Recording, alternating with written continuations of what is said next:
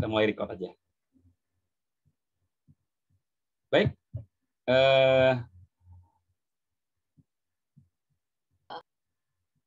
Tadi ya kita sudah pahami bahwa usus buntu itu bukan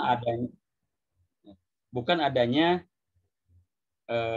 penyumbatan dari berbagai macam zat makanan ke dalam usus buntu kita, tapi usus buntu kita terlalu banyak mengalami panas, mengalami peradangan, sehingga kemungkinan besar usus buntu kita mengalami pembusukan akhirnya, gitu. Ya, itu ya usus buntu ya. Terus ada lagi sakitnya lebih ke tengah dari usus buntu tadi, gitu ya, lebih ke tengah, sekitar pusar gitu, sekitar di pusar. Nah, mungkin agak ke bawah sedikit gitu ya. Biasanya ini suka disertai dengan gejala sering mulas, fesesnya kalau nggak cair, keras gitu ya. Sering diare juga, sering kembung juga. Kemungkinan besar yang terjadi ini adalah radang usus besar. Ya, radang usus besar. Nah, biasanya yang mengalami radang usus besar ini tadi ya, bisa jadi diare, bisa jadi sembelit, konstipasi ya. Makanya kita harus benar-benar hati-hati kalau memang kita sudah mengalami peradangan pada usus besar kita, gitu ya. Itu mungkin ya untuk session awal tentang diagnosa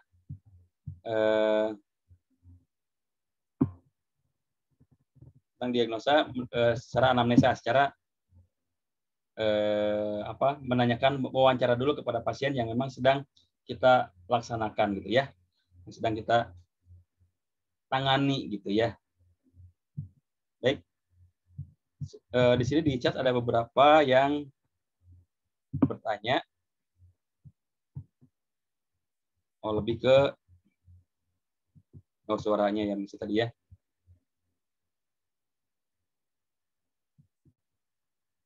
Oke, nanti materi di-share.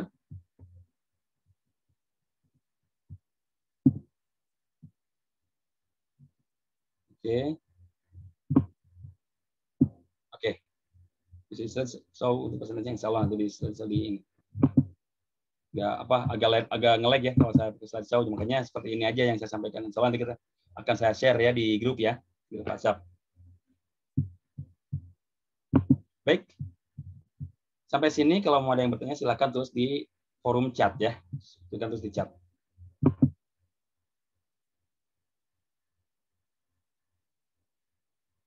Pertanyaan satu dari Kang Adin. Bagaimana keluhan dari batu empedu? Oke. Batu empedu otomatis itu adanya di empedu kita ya. Empedu ada di mana? Posisinya ada yang tahu? Ada di mana posisi empedu kita? Ya, Pak Miri.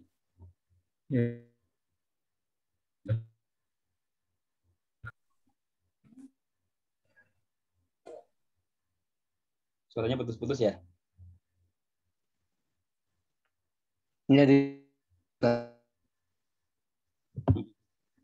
Putus-putus suaranya Pak Miri ya.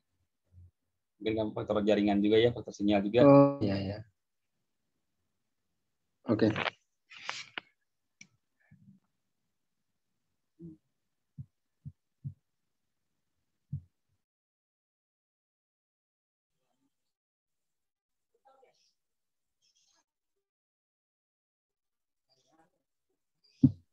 Ya, hilang lagi ya. Sekali lagi mohon maaf, soalnya tadi keluar dengan sendiri lagi gitu ya. Sinyalnya ya, nggak tahu kenapa. Karena tadi mungkin di sini juga lagi hujan, jadi agak bermasalah juga gitu ya. Baik, kita lanjutkan. Ya, kita lanjutkan. Tadi pertanyaan dari Kang Adin untuk penyakit batu empedu. Ya, batu empedu posisinya di mana? Posisinya empedu itu di bawah liver kita ya, di bawah hati kita. Nah, nanti makanya titik bekamnya berhubungan dengan titik itu gitu ya. Berhubungan dengan titik empedu itu. Walau nanti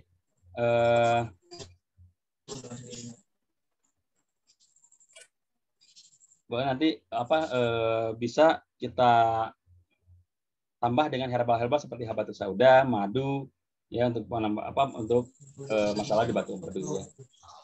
Kalau di lab atau nyeri head, penyakit yang dekat rahim gimana Ustaz? Nyeri head juga itu nanti berhubungan dengan rahim. Ya.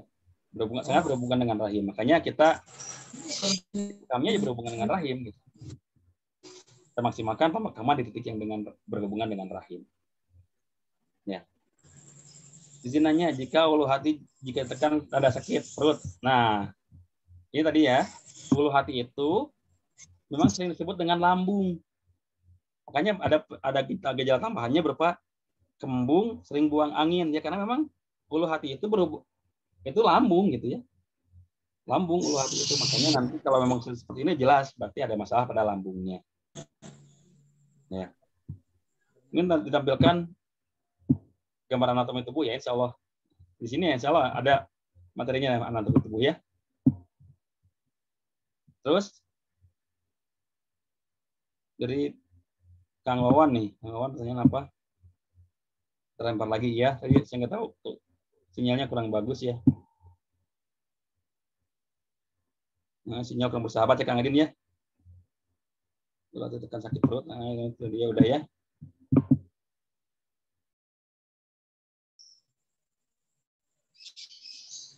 Soalnya kalau itu kan pencernaan terus ini keluar semua nggak bersih. Mohon maaf. Keluar lagi barusan saya nggak tahu kenapa. Ya, keluar lagi saya barusan nggak tahu kenapa ya. Oke, partisipan saya mute dulu semuanya ya. Oh dulu ya. Baik. Ada permintaan dari yang lain untuk di-mute dulu.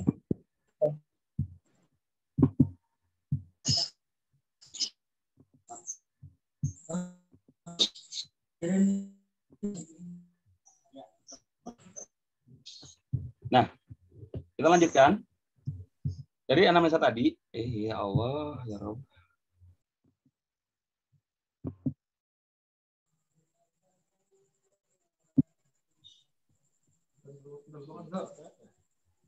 Mohon maaf, nggak tahu kenapa ini sinyal nggak bersahabat sekali nih malam ini. Kalau tadi siang, alhamdulillah tadi bagus ya siangnya. Kita sampai nggak keluar kayak gini. Nggak tahu sekarang seperti ini terus gitu ya. Gimana nggak seperti ini lagi benar-benar depannya ya.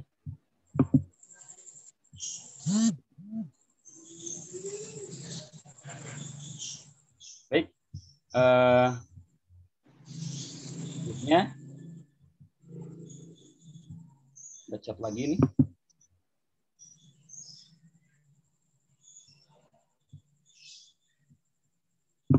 Sudah semua pada awalnya.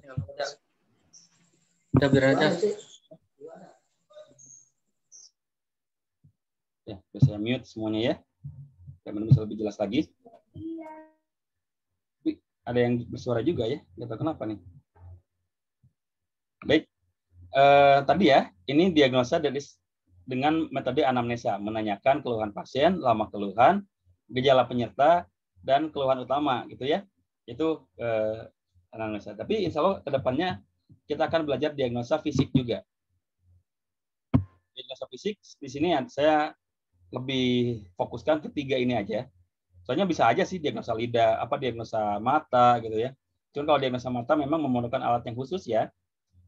Perlu kamera yang levelnya mikro gitu supaya lebih jelas lagi dalam melihat gitu ya.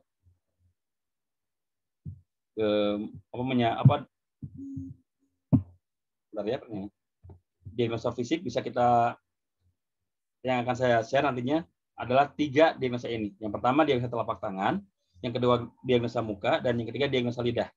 Kalau waktunya cukup, insya Allah akan kita share. Kalaupun nggak cukup di Zoom, kita akan share di grup WhatsApp. Materinya akan saya share di grup WhatsApp gitu ya. Baik, telapak tangan, diagnosa telapak tangan itu memang kalau kita ukur tingkat akurasi dari diagnosa secara fisik itu ya, tidak mungkin bisa sampai 100% akurat. Tidak mungkin sampai 100% tepat gitu. Pasti ada kekurangan-kekurangannya. Jangankan diagnosa secara fisik seperti itu.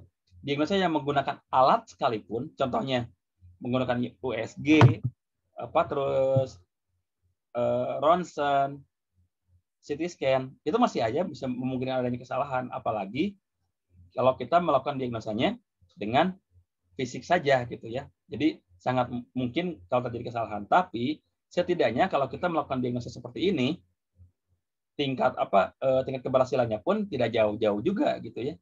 Tidak rendah-rendah juga tingkat keberhasilannya. Insya Allah juga akan maksimal juga tingkat keberhasilannya. Ya, itu ya. Diagnosa fisik. Yang pertama kita akan bahas diagnosa telapak tangan.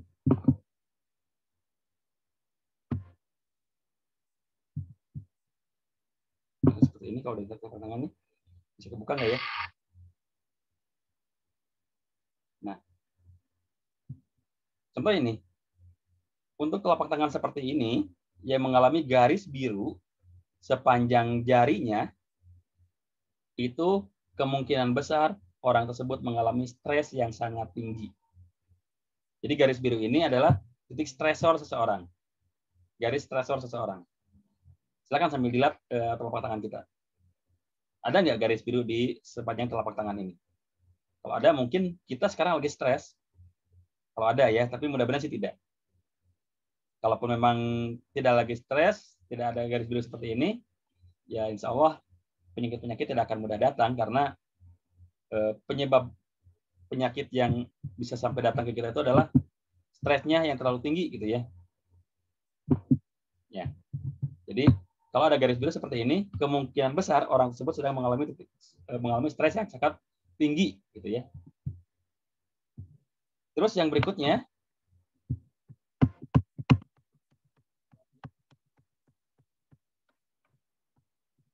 naik lagi.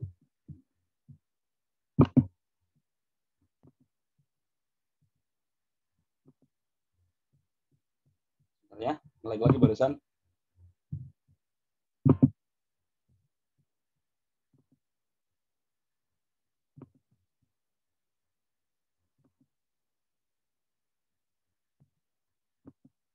Ini, kalau ada lagi seperti ini kemungkinan besar mengalami gangguan pada pernapasan. Garis biru di pangkal ibu jari.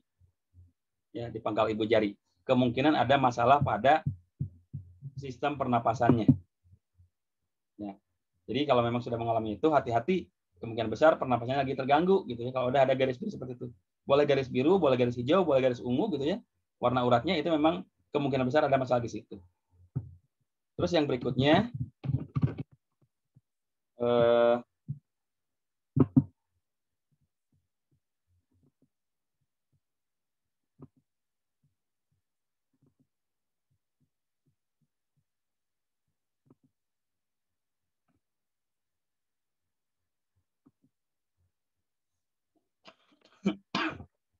maaf ya.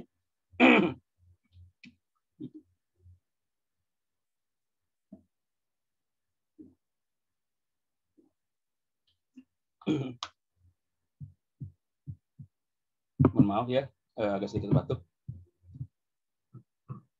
Ini kalau di slideshow ini suka nge-lag ya, nggak tahu kenapa nih. Kita pakai metode yang tadi aja ya.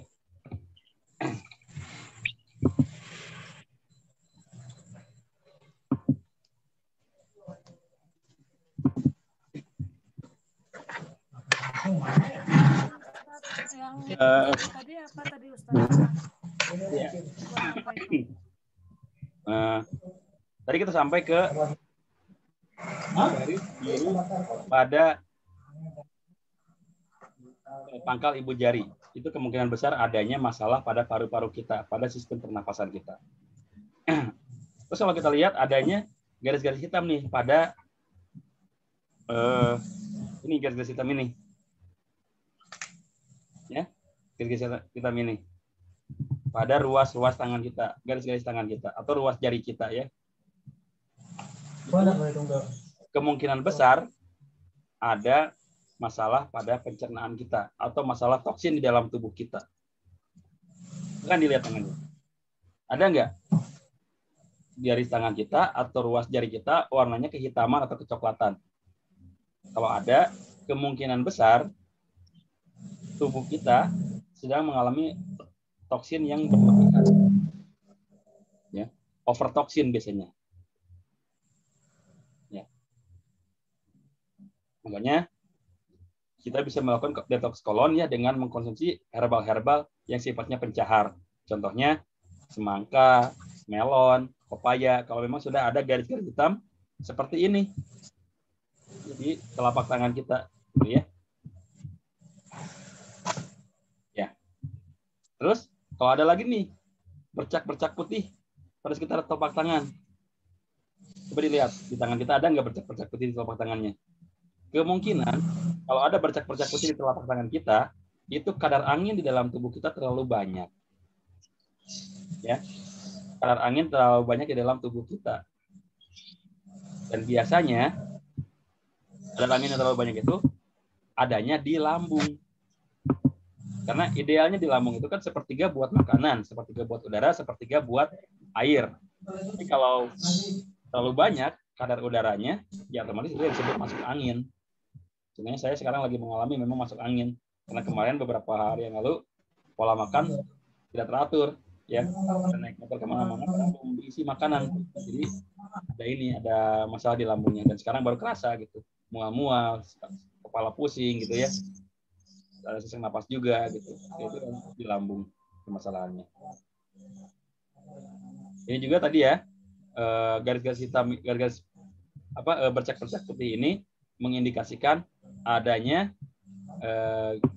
kadar angin di dalam tubuh kita yang berlebihan. Ya, itu paham ya? Oke. Yang selanjutnya, saya mute dulu semuanya, ada suara juga nih. Yang selanjutnya, pangkal jari kita, ya bagian bawah jari kita itu gemuk.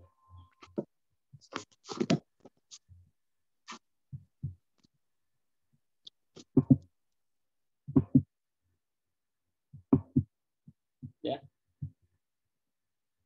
Kalau pangkal jari kita gemuk seperti ini, kemungkinan besar ginjal kita sedang mengalami masalah. Ginjal kita sedang mengalami peradangan. Ya. Coba ini, kalau ginjalnya gemuk, pangkal jarinya gemuk. Tapi bukan karena gemuk memang kondisi badannya yang gemuk ya, tapi emang ini pangkal jarinya yang emang over gitu, oversize, yang kegemukan gitu ya. Ya, itu biasanya ada masalah pada ginjal kita. Nah, sekarang saya akan share sedikit ya tentang posisi ginjal. Posisi ginjal kita itu adalah, coba kalau kita seperti ini sikunya,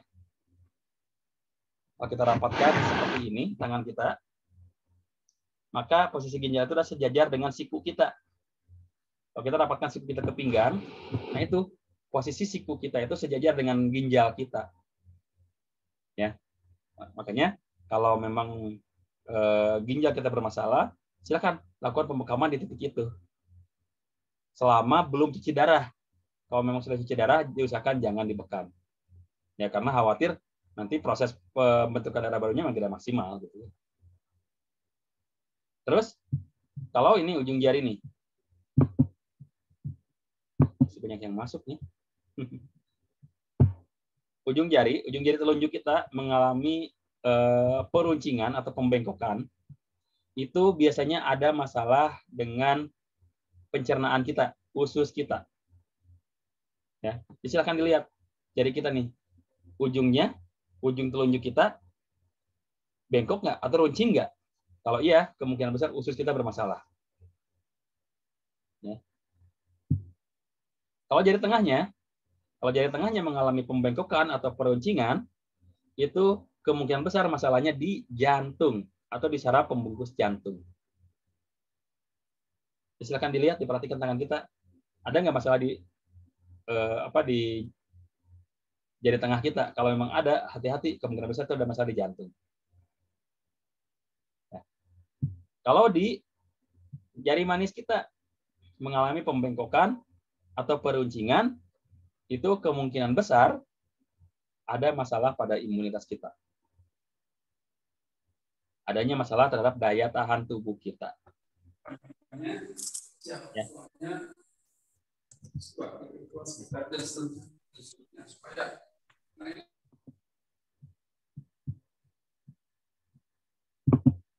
Ya, adanya masalah pada imunitas kita. Biasanya kalau jari manisnya agak meruncing atau agak bengkok. Terus kalau jari kelingkingnya yang mengalami peruncingan atau pembengkokan, kemungkinan besar itu ada masalah pada kesuburan kita, ya, pada titik kesuburan kita atau pada tulang belakang kita. Itu ya yang bisa di-share dari diagnosa telapak tangan. Ada lagi telapak tangan tuh. Kalau semua ujung jarinya berwarna kemerahan, itu kemungkinan besar pertama tensi darah kita sedang naik. Ya. Tensi darah kita sedang naik. Idealnya sistol diastol itu perbedaannya 40. Kalau sistolnya 120 berarti yang pernya yang diastolnya 80 itu ideal. Kalau sistolnya 110 berarti yang pernya 70 itu ideal. Tapi kalau yang sistolnya 170, diastolnya 70, nah itu nggak ideal. Itu yang disebut dengan hipertensi darah tinggi. Makanya kita hati-hati jangan sampai mengalami hal seperti itu. Kita senantiasa kontrol darah kita, senantiasa kontrol tensi darah kita supaya kita bisa menghindari penyakit-penyakit yang tidak diharapkan. Penyakit yang diakibatkan oleh darah tinggi.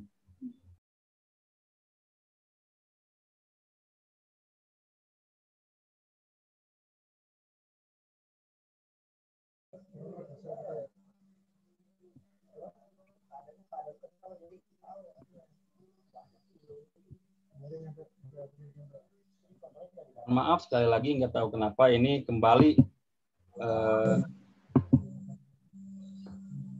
jaringannya membuat saya harus keluar tiba-tiba sendirinya gitu. Mohon maaf ya sekali lagi, mohon maaf sekali. Ini di luar kendali karena memang ini berhubungan dengan kondisi sinyal ya. Mohon maaf sekali lagi ya.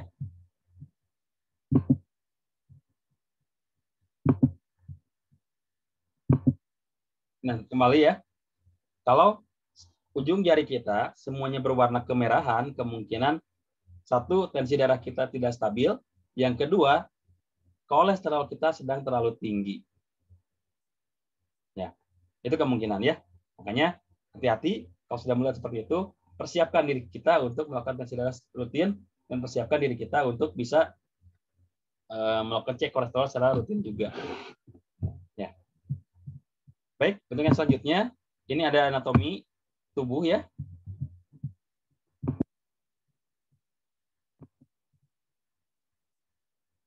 Ya, ada anatomi tubuh. Ini sebetulnya kalau kita sudah belajar biologi di SMP, pasti kita sudah paham anatomi tubuh ini. Cuman kadang-kadang kita karena memang basicnya dulu kita tidak mau terjun sebagai seorang terapis, tidak mau terjun di bidang kesehatan, ilmu yang didapatkan di biologi SMP itu kita tidak ingat-ingat secara maksimal ya. Kita lupakan begitu aja gitu. Nah, tapi saya pribadi begitu begitu mulai terjun ke dunia tibu nabawi, terjun ke bidang terapis, saya jadi membuka-buka lagi pengetahuan tentang biologi di tingkat SMP itu. Ternyata di sini kita belajar banyak tentang anatomi tubuh. Nah, ini contohnya tadi ya. Ini liver kita memang lebih besarnya ke kanan. Ini paru-paru kita. Ya. Di sini ada jantung kita. Memang paru-paru tidak seperti ini ya. Harusnya ini tertutup ya. Tapi karena ini untuk melihat adanya jantung kita jadi agak dibuka sedikit. Ini ada usus besar, ada usus halus kita, ada lambung kita ya, ada pankreas kita nanti. Ini kalau kita sudah mengetahui organ tubuh ini, anatomi ini, maka dalam menentukan titik bekam kita akan lebih mudah lagi. Karena penyakit apapun pasti berhubungan dengan organ tubuh. Nah, makanya titik pembekamannya sesuaikan dengan organ tubuh itu. Titik sunnah sudah sangat luar biasa. Titik sunnah sudah sangat luar biasa ya. Khasiatnya terhadap organ tubuh. Tapi kalau kita bisa lebih memahami lagi, mau berkreasi lagi dengan keilmuan-keilmuan yang baru kita, karena yang namanya pengobatan itu sifatnya bukan tauqifiyah, tapi tajribiyah, mengalami perubahan-perubahan, yang nggak masalah juga gitu. Internet connection unstabil terus nih koneksi internet saya nggak tahu kenapa.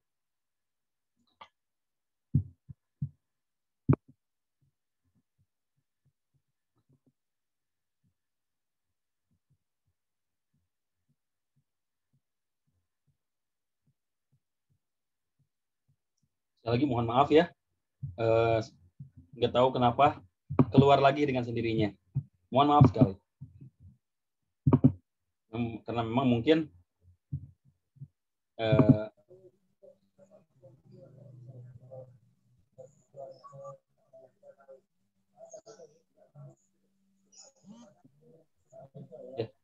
mohon maaf, karena mungkin error ya. Nah, ini anatomi tubuh kita seperti ini ya. Kita harus pahami ini supaya kita dalam menentukan titik bekam bisa menjadi lebih tepat. Nah, inilah poin penting kita. Kenapa kita belajar pada kesempatan malam hari ini, supaya kita bisa melakukan pembekaman di titik yang tepat dengan organ tubuh kita, organ tubuh yang bermasalah dengan kita ya. Ini dari mulai otak ya, brain, tiroid, gondok, lung ya, paru-paru, jantung, lambung, liver, usus, sampai ke saluran pembuangan, ada ginjal juga. Ini bisa kita pelajari supaya nanti begitu kita membekam seseorang bisa lebih tepat titiknya. Dan perlu kita pahami, tubuh kita itu ibarat kulkas. Ya. Jadi yang ada di depan itu adalah covernya. Mesinnya ada di belakang semua. Makanya kenapa titik bekam itu adanya di belakang.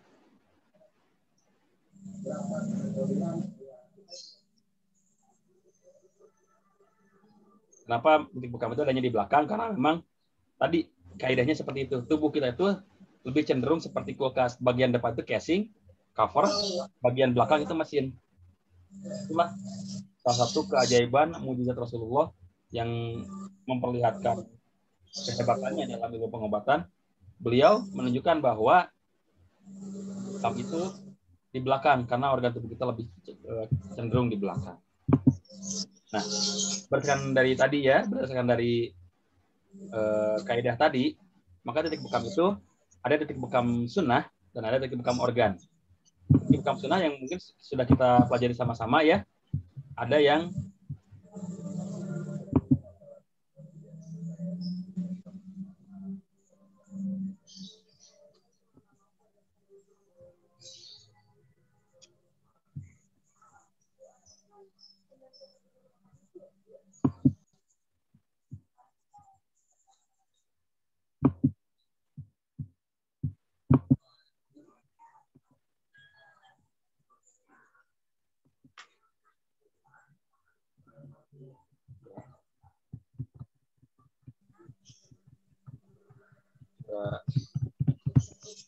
ya.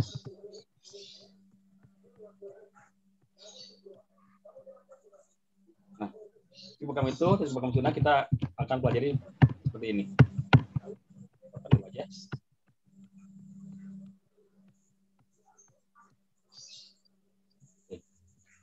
Di sini ada di puncak kepala ada titik yang disebut umum mughith. Umum mughith itu fungsinya untuk mengatasi semua permasalahan pada kepala kita. Ya. Permasalahan pada kepala kita sehingga apapun yang terjadi pada kepala kita bisa teratasi dengan dibekam di umum mughith itu. Ini contoh yang memang dicontohkan oleh Rasulullah di umum mughith ini ya. Beliau memang berbekam di titik itu.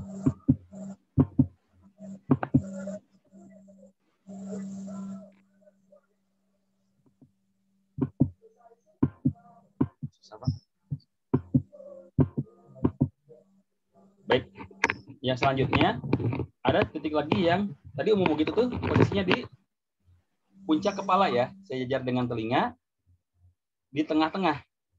Itu titik umum mughith. Ya, itu titik umum mughith. Terus yang ke bawahnya lagi di bagian paling menonjol di bagian kepala kita, bagian kepala belakang kita itu ada titik komah 2. Titik komah 2 itu memang kalau kita sama juga dengan umum mughith ya, kalau kita punya permasalahan di kepala itu insya Allah bisa diselesaikan dengan titik komah 2. Ya. Terus ke bawahnya lagi nih ke bagian leher belakang itu namanya titik al-akhdain. Titik al-akhdain ini sangat bagus untuk menstimulus atau melancarkan sistem saraf kita karena di situ berhubungan dengan bagian akhir dari tulang belakang kita, langsung berhubungan dengan otak kita, makanya sistem saraf akan sangat lancar. Dan misalnya kalau dibekam di titik itu akan lebih maksimal untuk mengatasi masalah-masalah keluhan-keluhan sakit kepala juga. Dan tadi titik ini ya titik koma 2 titik al-aqdain ini itu sangat bagus untuk menaikkan tensi darah. Jadi kalau emang yang memiliki darah rendah boleh dibekam di situ, tapi kalau yang darah tinggi jangan dibekam di situ. Ya. Terus yang ini yang satu, yang di tengah ini yang di punuk itu namanya titik al-kahil. Ya. Titik al-kahil menurut keterangan ini bisa sampai menyembuhkan berbagai macam penyakit sampai 72 macam penyakit. Karena ini pertemuan 5 meridian tubuh ya. Ada limpa, lambung, jantung, paru gitu ya. Itu bertemunya di sini. Makanya sampai 72 macam penyakit bisa disembuhkan jika kita melakukan pembekaman di titik ini. Titik al-kahil. Nah, ini titik yang dua ini namanya titik al-katifain. Titik bahu. Ya. Bahu ya. Jadi ini titik bahu kita. Ini sangat bagus untuk mengatasi masalah-masalah pada tangan dan sangat bagus untuk menurunkan tensi darah. Nah tadi kalau al-aqdain itu menaikkan tensi darah, maka al-katifain itu menurunkan tensi darah. Jadi kalau yang tensi darahnya tinggi, dibekamnya di sini. Ya. Dibekamnya di sini. Insya Allah bisa lebih maksimal. Terus ini titik belikat atau disebut juga dhahiril a'la, ini titik bawahnya dhahiril wasali, ya, titik belakang atas dan titik belakang bawah. Ini juga sangat bagus untuk mengatasi masalah-masalah yang terjadi pada pencernaan kita. Ya, sangat bagus untuk mengatasi masalah pada pencernaan kita. Ini di tulang ekor namanya titik al-qiton. Ya. Titik al-qiton, titik tulang ekor. Kalau Bapak Ibu semuanya punya masalah terhadap kejantanan, terhadap kesuburan, boleh dibekam di sini. Insya Allah bisa lebih maksimal. Dan ada di sini ya, di pinggul, itu namanya titik al-warik. Ya. Titik al-warik. Ke bawahnya, ini namanya titik sak, betis. Ini juga sangat bermanfaat untuk mengatasi masalah-masalah pada kaki, seperti asam urat, rematik dan sebagainya. Itu sangat bermanfaat kalau digunakan pembekaman di daerah ini, titik sak ini. Dan yang terakhir titik zahrul qadam, punggung kaki. Ya, titik punggung kaki ini sangat bermanfaat untuk mengatasi masalah-masalah juga di kaki seperti asam urat dan rematik. Mungkin ini sudah saya share ya kemarin ya gambarnya. Kalau bisa saya link Facebooknya sudah dibuka, mungkin bisa dilihat gitu ya. Nah, mungkin share-nya cukup sekian. Insya Allah kita mulai besok, mungkin ya, besok kita akan mulai ke sesi-sesi tanya-jawab. Tapi sekarang sepertinya ada yang ada beberapa yang bertanya juga di chat ya.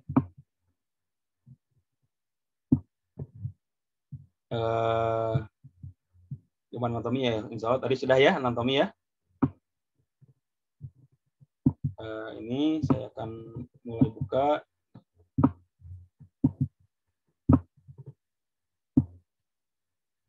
Ulu hati. Apakah bentar. Banyak juga ya mungkin bertanya ya. Halo Ustaz. Ya, di chat ya banyak. Halo. Saya jawab dulu yang di chat dulu ya. Apakah gejala liver? Apakah jika ulu hati yang ditekan sakit? Kalau tadi yang ditekan sakit itu kemungkinan lambung ya, bukan liver ya. Kemungkinan lambung. Apakah orang yang kena diabetes tipe kering bisa dibekam? Terus kalau bisa titik bekam efektifnya sebelah mana Ustaz? Diabetes atau penyakit gula itu memang riskan untuk dibekam ya. Dan sebetulnya tidak ada diabetes kering, diabetes basah sebetulnya. Cuman yang